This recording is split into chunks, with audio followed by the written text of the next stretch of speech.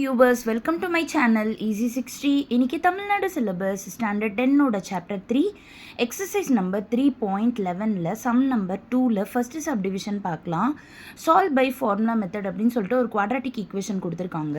First அந்த quadratic ஈக்குவேஷனை எழுதிட்டு கீழே அதோட ஜென்ரல் ஈக்குவேஷன் எழுதிக்கோங்க. எழுதிட்டு இப்போ நம்ம கம்பேர் பண்ணோம்னா a is equal to 2, b is equal to -5, c is equal to 2.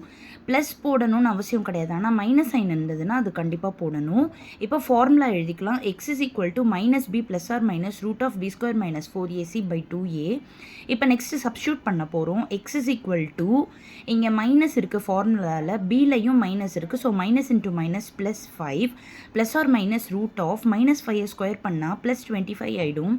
-4 into a பதிலாக 2 இன்ட்டு c பதிலாக 2 divided by 2 into 2, which is x is equal to 5 plus or minus 25 minus 4 2s are 8, 8 2s are 16 divided by 2 2s are 4.